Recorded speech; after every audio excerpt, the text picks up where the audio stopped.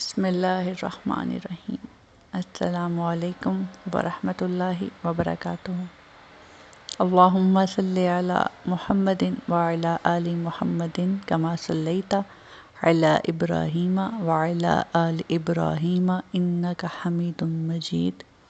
اللہم بارک علی محمد وعلی آل محمد کما بارکت علی ابراہیم وعلی آل ابراہیم انک حمید مجید۔ پیارے دوستو، مسند خوارزمی میں تحریر ہے عبداللہ بن مبارک سے روایت کرتے ہیں کہ حضرت امام ابو حنیفہ نے ایک رات خواب میں دیکھا کہ آپ سرور انبیاء صلی اللہ علیہ وآلہ وسلم کے مرکز مبارک کو کھود کر آپ صلی اللہ علیہ وآلہ وسلم کی مبارک ہڈیوں کو قبر مبارک سے جمع کر رہے ہیں، بعض کو بعض سے جدا کر رہے ہیں، یعنی چھانٹ رہے ہیں۔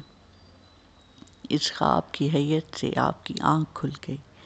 صبح جا کر حضرت محمد بن سیرین سے اس خواب کی تعبیر دریافت کی۔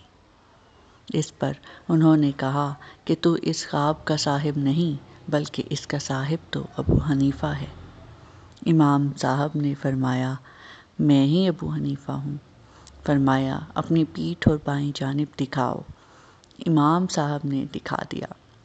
آپ کے شانے یا بائیں بازو پر تل دیکھ کر حضرت ابن سیرین نے فرمایا، تحقیق تم ہی وہ ابو حنیفہ ہو جس کے حق میں نبی پاک صلی اللہ علیہ وآلہ وسلم نے فرمایا ہے کہ میری امت میں ایک شخص پیدا ہوگا جس کو لوگ ابو حنیفہ کہیں گے۔ اس کے شانوں کے درمیان اور ایک روایت میں ہے کہ اس کے بائیں بازو پر تل ہوگا۔ اللہ تعالیٰ اس کے ذریعے میری سنتوں کو زندہ کرے گا۔ حضرت ابو الحسن بن علی نے اپنی اسناد کے ساتھ روایت کی ہے کہ ایک دن حضرت امام ابو حنیفہ امام عبداللہ جعفر صادق کے پاس آئے۔ امام صاحب نے امام ابو حنیفہ کی طرف نظر کر کے فرمایا کہ میں تم کو ایسا دیکھتا ہوں کہ تم میرے دادا کی سنت کو جب کہ وہ گم ہو گئی ہوگی زندہ کرو گے اور صحیح راستہ کی ہدایت کرو گے۔ تم کو اللہ تعالیٰ کی مدد اور توفیق حاصل ہوگی۔ علماء ربانی تمہاری وجہ سے راستہ پائیں گے۔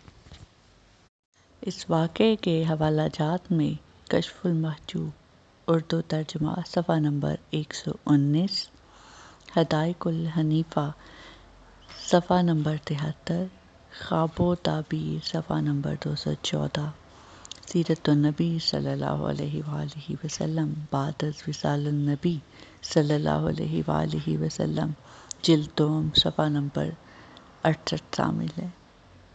ایمان افروز کے پیارے ساتھیوں، اگر آپ کو یہ ویڈیو اچھی لگی تو اسے لائک اور شیئر ضرور کر دیجیے، اور اگر ابھی تک آپ نے سبسکرائب نہیں کیا تو آپ سے درخواست ہے کہ اس چینل کو سبسکرائب بھی کر لیجیے اور ایمان افروز کے اس سفر میں ہمارا ساتھ دیجیے، اس دعا کے ساتھ کہ آپ جہاں بھی رہیں خوش رہیں، آباد رہیں اور درود پاک پڑھتے رہیں۔ اجازت دیجیے۔ اللہ حافظ۔